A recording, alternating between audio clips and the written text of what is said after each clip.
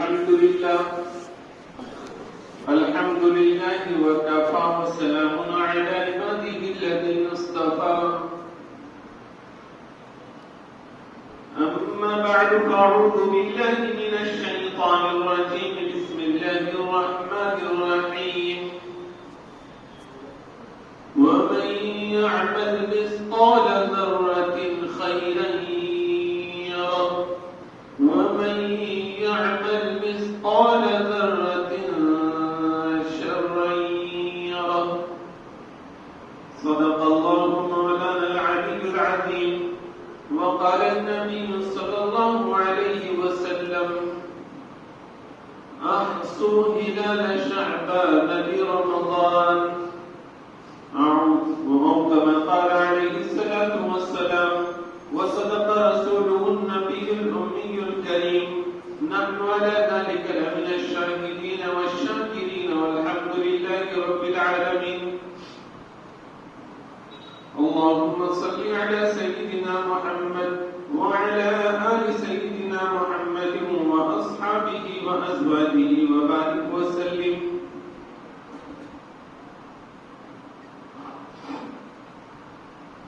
محترم بزرگوں اور دوستوں، شعبان المعظم کا مہینہ شروع ہو گیا ہے اور حضور صلی اللہ علیہ وسلم کا ارشاد گرامی ہے کہ شعبان کے چاند کا حساب رکھو رمضان المبارک کی وجہ سے، اور یہ تو شعبان کا مہینہ ہے، حضور صلی اللہ علیہ وسلم کے پاس، صحابہ کرام کے پاس، تابعین اور تابعین حضرات کے پاس، ہمارے سلف صالحین کے پاس اس مہینے کی بڑی قدر تھی اور اس کا خصوصی اہتمام ہوا کرتا تھا۔ حضور صلی اللہ علیہ وسلم تو اس مبارک مہینے میں کثرت کے ساتھ روزے رکھا کرتے تھے۔ آپ صلی اللہ علیہ وسلم کا جو مبارک عمل احادیث میں آتا ہے تو اس پورے مہینے کے روزے کا بھی آتا ہے، اس مہینے کے اکثر حصے کے روزے کا بھی آتا ہے، اور حضور صلی اللہ علیہ وسلم سے یہ بھی ارشاد منقول ہے کہ 15 شعبان کے بعد روزے مت رکھو۔ روزوں کا خصوصی اہتمام حضور صلی اللہ علیہ وسلم اس مہینے میں فرمایا کرتے تھے، اور صحابہ، تابعین اور سلف صالحین سے اس مہینے میں روزے کے ساتھ ساتھ صدقہ خیرات اور قرآن کریم کی تلاوت اور نیکیوں میں آگے بڑھنا، اس کا خصوصی اہتمام نظر آتا ہے۔ آج ہمارے پاس ہو یہ گیا ہے کہ جب جن چیزوں کا اہتمام ہونا چاہیے اس وقت میں ان چیزوں کا اہتمام نہیں ہوتا، بلکہ اس کی جگہ خرافات اور بدعات لے لیتی۔ ہمارے پاس کوئی رات، کوئی مہینہ اور کوئی دن فضیلت والا ایسا نہیں کہ جس میں کچھ کرنے کے اعمال تھے تو ان کرنے کے اعمال کو چھوڑ کر ہم نے ان اوقات کو اپنی بدعتوں سے اور نئی نئی چیزیں اس میں پیدا کر کے اس کو ہم نے اس کی پہچان بنا دی۔ اب ہمارے پاس فضیلت والے اوقات اس میں کرنے والے کاموں کی وجہ سے نہیں جانے جاتے، بلکہ اس میں نہیں کرنے والے کاموں کو دیکھ کر معلوم ہوتا ہے کہ ہاں یہ مہینہ آ گیا، یہ رات آ گئی اور یہ دن آ گیا۔ جیسے رمضان المبارک کا مہینہ، یہ رمضان المبارک کا مہینہ مسلمانوں کا ہر چیز سے کٹ کے صرف اللہ کے ہو جانے کا ہے، لیکن جب بازار پر رونق نظر آنے لگے، لوگ خوب خریدیاں کرنے لگے اور چکا چوند ہر جگہ دنیاوی چیزیں ہو جائے تو محسوس ہوتا ہے کہ رمضان کا مہینہ آ رہا ہے۔ ہونا کیا چاہیے تھا؟ ہونا یہ چاہیے تھا کہ اب مسلمان اپنے اپنے کاروبار، اپنے اپنے تعلقات، اپنے اپنے مشغولیات، ان سب کو چھوڑتے ہوئے نظر آ رہے اور یہ اللہ کی طرف رجوع کرتے ہوئے نظر آ رہے ہیں، تو یہ اس بات کی علامت ہوتی کہ رمضان کا مہینہ آ رہا ہے۔ لیکن اس کے بالکل اپوزٹ ہوتا ہے تو سمجھ میں آتا ہے کہ رمضان کا مہینہ آ رہا ہے۔ جیسے جیسے حضور صلی اللہ علیہ وسلم کے زمانے سے ہم دور ہوتے جا رہے ہیں، اسی قدر ہمارے اندر غفلت، سستی اور پھر دین سے دوری، بلکہ غلط چیزوں کو بھی دین سمجھنے کا مزاج بنتا جا رہا ہے۔ یہ آئے دن فتنے، بلائیں، وبائیں جو ہمیں نظر آ رہی ہیں، یوں ہی نہیں ہے۔ حضور صلی اللہ علیہ وسلم نے فرمایا، بخاری شریف کی روایت ہے کہ قیامت اس وقت تک قائم نہیں ہوگی جب تک کہ علم شرعی نہ اٹھا لیا جائے، دین کا، شریعت کا علم نہ اٹھا لیا جائے، اور کثرت کے ساتھ زلزلے نہ آئے۔ قرب قیامت میں جب بدعملیاں عام ہو جائے گی تو اس وقت میں پھر جگہ جگہ زمین میں دھسا دینے کے واقعات پیش آئیں گے، اچانک قسم کے زلزلے رونما ہوں، اور اس وقت میں ہم ایک بلا سے، ایک وبا سے، اور ایک آزمائش سے، اور ایک عذاب سے نہیں گزرتے کہ دوسری عذاب، دوسرا امتحان ہمارا انتظار کرتا ہوا نظر آتا ہے۔ ایک تو یہ جو ناگہانی آفات ہے، اللہ تعالیٰ کی طرف سے عذاب کی شکلیں ہیں، یہ امتحان کی شکلیں ہیں، یہ اللہ تعالیٰ کے الارم ہیں۔ جیسے رات میں سونے والا اپنے موبائل میں یا اپنی گھڑی میں الارم سیٹ کر کے سوتا ہے، کیونکہ اس کو معلوم ہے کہ میری طبیعت میں غفلت ہے اور میں وقت پر نہیں اٹھ پاؤں گا، اور پھر الارم بجتا ہے، تو جو حساس طبیعت کے لوگ ہوتے ہیں یا فکر مند لوگ ہوتے ہیں تو اس کی آواز سے جاگ جاتے ہیں اور اپنے کام کو لگ جاتے ہیں، اور جو بے غیرت قسم کے لوگ ہوتے ہیں یا کاہل اور سست قسم کے لوگ ہوتے ہیں، ان کے اندر ہمت جرات کاموں کی نہیں ہوتی، تو پھر وہ الارم بجتا ہے تو کبھی تو انہیں پتہ بھی نہیں چلتا کہ الارم بج گیا ہے، اور کبھی یہ صورتحال ہوتی ہے کہ اٹھتا ہے، الارم بند کرتا ہے اور پھر سو جاتا ہے۔ یہی کچھ 3 قسم کی حالتیں اللہ تعالیٰ کی طرف سے بجنے والے الارم پر ہوتی۔ جب اللہ تعالیٰ عام انسانوں کو اور مسلمانوں کو متوجہ کرنا چاہتے ہیں، ان کی غلطی پر ان کو تنبیہ کرنا چاہتے ہیں، ان کو غفلت اور سستی سے اٹھانا چاہتے ہیں، تو پھر طوفانی بارشیں ہوتی، پھر وبائیں آتی،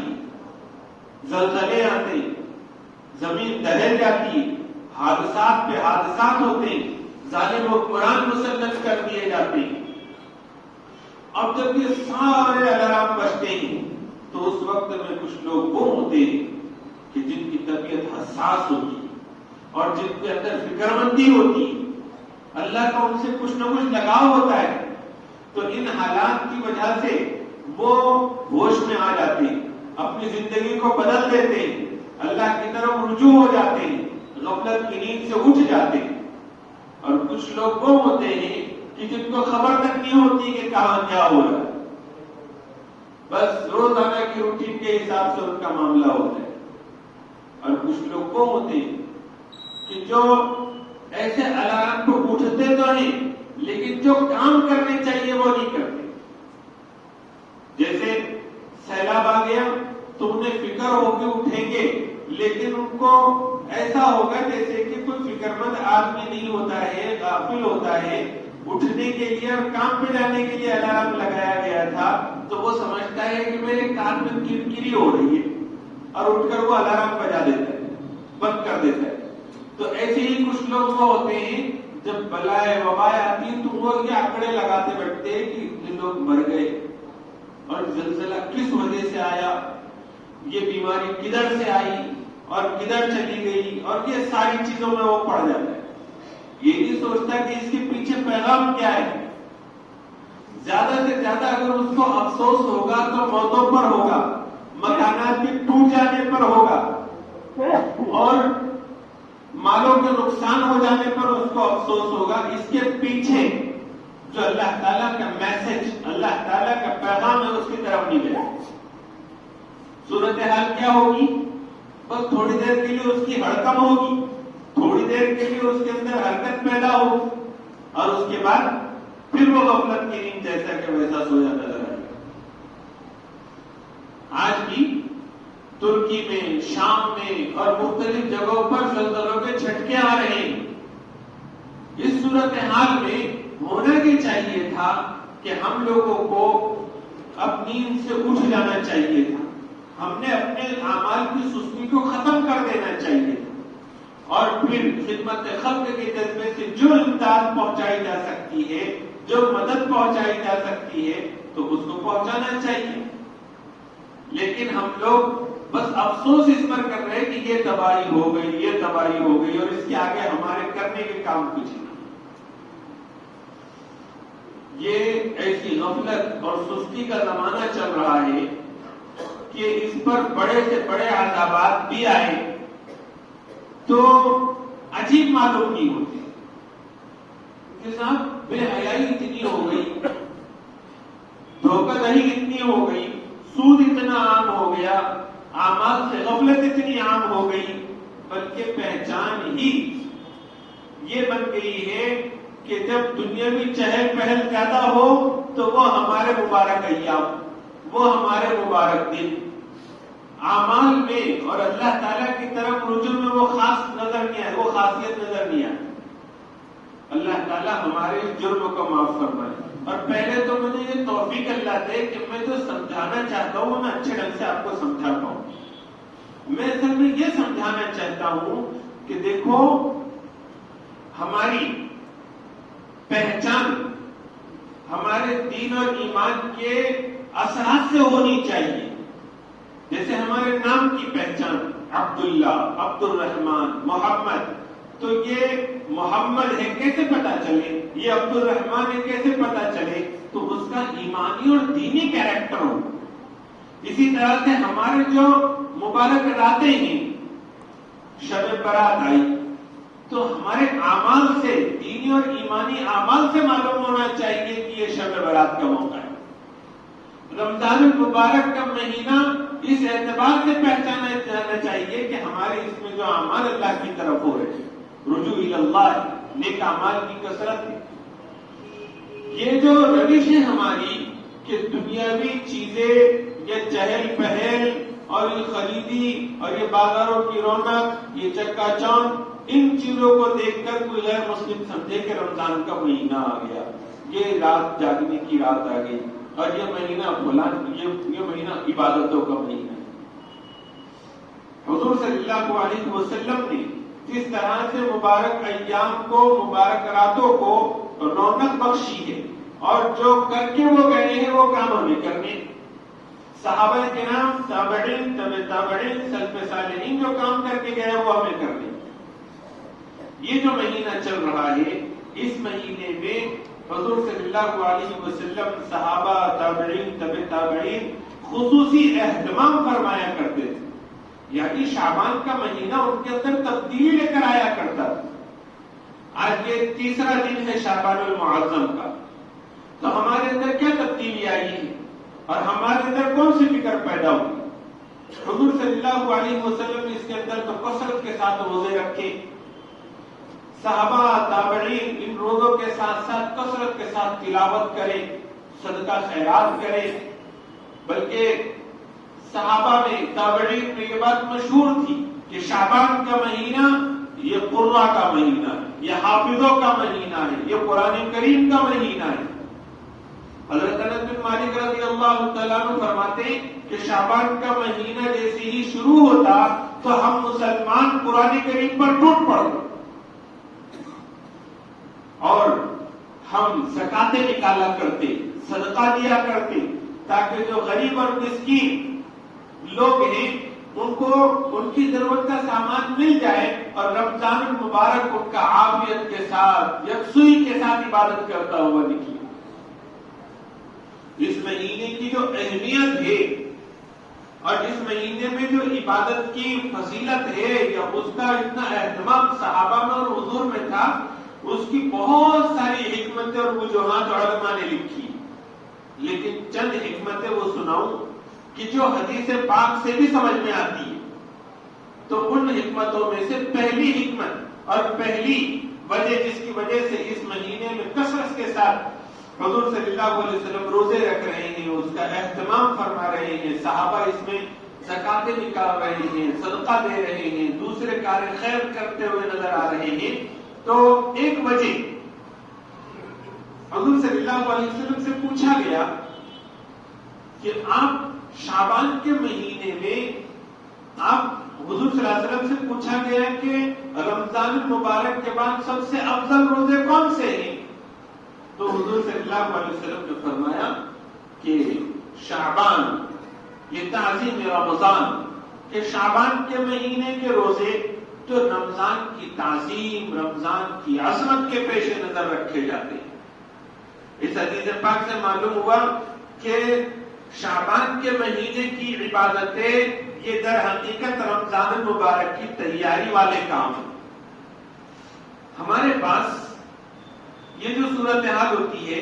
کہ رمضان المبارک کا چاند دیکھنے کا اہتمام کسی حد تک ہوتا ہے،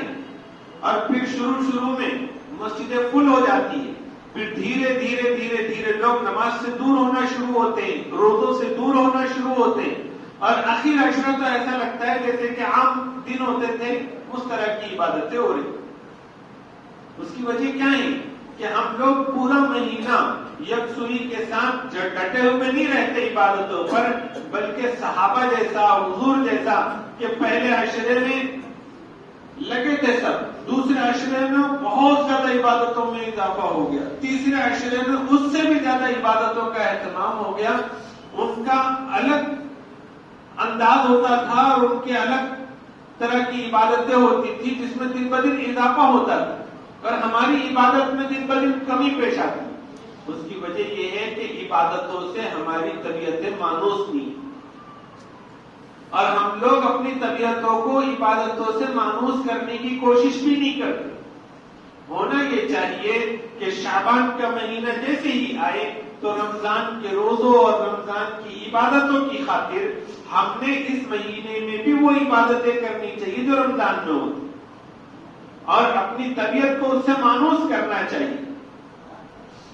چھوڑ پکڑ اس میں ہو تو چلے، لیکن اس کی وجہ سے طبیعت مانوس ہوگی تو پھر رمضان المبارک کا پورا مہینہ ہمارا یکسوئی کے ساتھ عبادت کرنا اور دن بدن عبادتوں میں اضافہ کرنا آسان ہوگا۔ رمضان المبارک اور رجب یہ دو مہینوں کے درمیان میں چونکہ شعبان کا مہینہ آتا ہے، تو حضور نے ایک وجہ یہ بھی بتائی کہ شعبان کا مہینہ وہ مہینہ ہے کہ جس سے لوگ غافل ہیں۔ یہ رجب اور رمضان کے درمیان میں آنے والا مہینہ یہ شعبان المعظم کا مہینہ ہے، لوگ عام طور پر اس میں عبادت کرنے سے غفلت برتتے ہیں، اور ظاہر سی بات ہے کہ رجب کا مہینہ جو حرمت والے مہینوں میں ہے، اس وجہ سے اس کا اہتمام ہے، اور رمضان المبارک کے بے شمار فضائل تو اس کا بھی کسی قدر اہتمام، اور درمیان میں جب یہ شعبان کا مہینہ آتا ہے تو اس میں لوگ غفلت برتتے ہیں۔ تو حضور صلی اللہ علیہ وسلم سے جب پوچھا گیا کہ آپ اتنی کثرت سے اس مہینے میں روزے رکھتے ہیں، دوسرے مہینے میں اتنی کثرت سے نہیں رکھتے، تو اس کی وجہ کیا ہے؟ تو حضور نے ایک وجہ یہ بتائی کہ یہ وہ مہینہ ہے شعبان کا جس سے عام لوگ غفلت برتتے ہیں، اور یہ وہ مہینہ ہے کہ جس میں اللہ تعالیٰ کے حضور میں بندوں کے اعمال پیش ہوتے ہیں، اور میرا جی یہ چاہتا ہے کہ جب اللہ کے پاس اعمال پیش ہو تو میں روزے کی حالت میں ہوں۔ تو ایک چیز تو یہ بھی ہے کہ شعبان کا مہینہ عمومی غفلت کا مہینہ ہے، اس وجہ سے اس میں عبادت کی قدر و قیمت بڑھ گئی ہے۔ بہت سے دوسرے بھی مثالیں موجود ہیں کہ رات کا آخری حصہ یہ غفلت کا ہے، تو اس غفلت کے وقت میں جو لوگ اپنی میٹھی نیند کو چھوڑ کر اٹھتے ہیں، تہجد کی نماز پڑھتے ہیں، تو یہ تہجد کی نماز اس کو بہت بڑے بڑے مقامات تک پہنچا دیتی ہے، بلکہ ساری نفل نمازوں میں افضل نماز قرار دی گئی ہے، کیونکہ ایسے وقت میں ہے جس وقت میں عمومی غفلت ہوتی ہے۔ بازار غفلت کی جگہ ہے، یہاں ذکر کرنے کی مستقل فضیلتیں موجود ہیں. جنگل کے اندر کوئی ہے اور وہاں نماز پڑھنا چاہتا ہے تو وہاں اس کو اذان دینے کی مستقل فضیلت ہے, کیونکہ وہاں عمومی غفلت ہے. تو جو غفلت والا موقع, غفلت والی حالت ہے عام طور پر, ایسے وقت میں کوئی عبادت کا اہتمام کرے تو اس کی عبادت کی اہمیت, اس کی عبادت کی قدر و منزلت اللہ کے پاس بڑھ جاتی ہے. اور اس کی وجوہات ہیں. ایک وجہ تو یہ ہے کہ عام طور پر ایسے وقت میں جو عبادتیں ہوتی ہے, جب عمومی غفلت کا ماحول ہوتا ہے تو وہ عبادتیں خاموشی میں ہوتی, انفرادی ہوتی ہے, خاموشی میں ہوتی ہے. اور خاموشی میں جو نیک عمل کیا جاتا ہے وہ اللہ کو زیادہ پسند ہے. پھر عمومی غفلت کے وقت میں نیک عمل کرنا یہ بہت مشقت والا کام ہوتا ہے, محنت والا کام ہوتا ہے. اور جس کام میں محنت ہو, مشقت ہو, اس میں اجر و ثواب بڑھ جاتا ہے. تیسری وجہ, عمومی غفلت میں جو لوگ نیک اعمال کرتے ہیں اپنے نفس پر زور ڈال کر مشقت کے ساتھ, تو ان کے نیک اعمال دوسروں پر سے بھی بلاؤں کو اور مصیبتوں کو دور کرنے کا ذریعہ بنتے ہیں. اس وجہ سے بھی اس کی قدر و قیمت بڑھ جاتی ہے. پھر تیسری وجہ اسی حدیث پاک سے یہ سمجھ میں آئی کہ اس مہینے میں اللہ کے حضور اعمال پیش ہوتے ہیں. جیسے پیر جمعرات کے بارے میں بھی حدیث میں آیا ہے کہ پیر جمعرات کے روزہ رکھنے کی فضیلت سناتے ہوئے حضور نے فرمایا کہ اس میں اللہ کے پاس اعمال پیش ہوتے ہیں اور میرا جی چاہتا ہے کہ روزے کی حالت میں میرے اعمال پیش ہوں. مطلب یہ کہ ہمارا جیسے دنیا میں آتے ہیں تو حضور نے فرمایا کہ جس کے پہلا کلمہ لا الہ الا اللہ ہو, اور پھر جب دنیا سے رخصت ہو رہا ہے اللہ کے پاس ملاقات کے لیے, اس وقت کا کلمہ لا الہ الا اللہ ہو, تو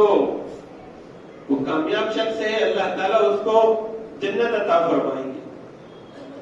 اس کے حسن خاتمہ کی علامت ہے اللہ کے پاس آدمی پیش آ رہا ہو, اعمال پیش ہو رہے ہو, اس وقت میں نیک اعمال ہمارے جا رہے ہو اللہ کے پاس اعمال کی شکل میں, اور ہم دنیا سے جا رہے ہو تو نیک بن کر جا رہے ہو, اس کی بہت اہمیت ہے. تو حضور صلی اللہ علیہ وسلم اس مہینے میں اس وجہ سے بھی روزوں کا اہتمام زیادہ فرمایا کرتے تھے. پھر اس مہینے کی خصوصیت ہے کہ اس مہینے کے اندر جس کو جتنی زیادہ توفیق عبادت کی ملے گی اس کو اتنا ہی زیادہ جماؤ رمضان المبارک کی عبادتوں میں نصیب ہوگا. بلکہ ایسا کہنا چاہیے کہ کون اپنے رمضان المبارک کو زیادہ سے زیادہ وصول کرنا چاہتا ہے اجر و ثواب کے اعتبار سے, ریاضت اور مجاہدوں کے اعتبار سے, تو اس کا فیصلہ اسی مہینے میں ہو جائے گا کہ اس مہینے میں اگر مجھے اور آپ کو بہت زیادہ عبادتوں کی اور رجوع اللہ کی توفیق مل رہی ہے تو سمجھ جائیے اسی لیول کا ہمارا رمضان المبارک کا مہینہ ہوگا. یہ پورا مہینہ رمضان المبارک کی تیاری کا مہینہ ہے. ایک کام تو اس میں کرنے کا یہ ہے کہ جو حضرات ایسے ہیں کہ ہمت ہے, طاقت ہے اور پورے مہینے کا روزہ رکھ سکتے ہیں, پورے مہینے کا روزہ رکھیں. حضور سے پورے مہینے کا روزہ رکھنا بھی ثابت ہے. اور جو لوگ پورے مہینے کا روزہ نہیں رکھ سکتے, ان کے اندر کمزوری پیدا ہو جائے گی, تو وہ کوشش کرے کہ اکثر مہینے کا روزہ رکھے. اور جو اکثر مہینے 20-25 دن کے روزے نہیں رکھ سکتے تو انہوں نے کوشش کرنی چاہیے کہ کم سے کم آدھے مہینے کے 15 شعبان تک کے روزے رکھیں. حضور نے فرمایا نا کہ 15 شعبان کے بعد روزے مت رکھو, تو علماء نے اس کی وجہ یہ لکھی ہے کہ یہ ہر ایک کے لیے حکم نہیں ہے. یہ حکم ان لوگوں کے لیے ہے کہ جو اخیر مہینے تک روزے رکھیں گے اور اپنے آپ کو گلا دیں گے اور پھر رمضان کے روزے نہیں رکھ سکیں گے, ان کے لیے شفقتاً حضور نے یہ فرمایا. اگر اتنا نہیں کر سکتے کم سے کم 15 شعبان کا روزہ رکھ لیں. تو یہ روزوں کے ترتیب میں اس کا لحاظ رکھیں. دوسرا, اس مہینے میں کچھ نہ کچھ اپنے نفس کو عادی بنائے صدقہ خیرات کا, کچھ نہ کچھ عادی بنائے قرآن کریم کی تلاوت کا, کچھ نہ کچھ اپنے آپ کو پابند بنائے دینی مجلسوں میں شرکت کا, نیک لوگوں سے قریب ہونے کا, کچھ نہ کچھ اپنی طبیعت کو مانوس کرے خیر کی طرف, اور جتنے خیر نصیب ہو سکتے اتنے سارے خیر کی طرف اپنے آپ کو متوجہ کریں. یہ دوسرا کام کرنے کا ہے. اور تیسرا کام یہ ہے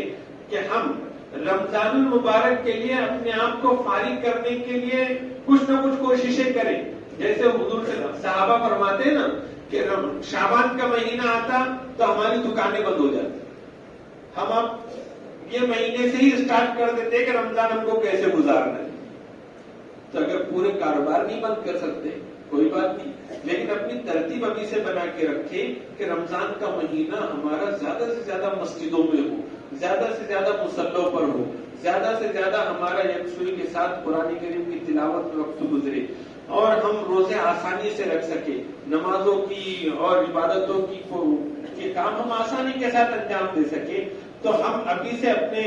سفر بھی سارے ابھی ختم کروا دیں کہ شعبان میں یہ ساری چیزیں نمٹ جائے, رمضان میں کہیں سفر کا موقع نہ ہو, رشتہ داروں کو ملنے کا موقع نہ ہو, دوستوں کے پاس جانے کا موقع نہ ہو. جتنا زیادہ سے زیادہ ہم یکسو بن سکتے ہیں رمضان کے لیے ابھی سے اس کی کوشش کرنا شروع کریں. یہ چند کام ہے جو کرنے کے ہیں. اگلے ہفتے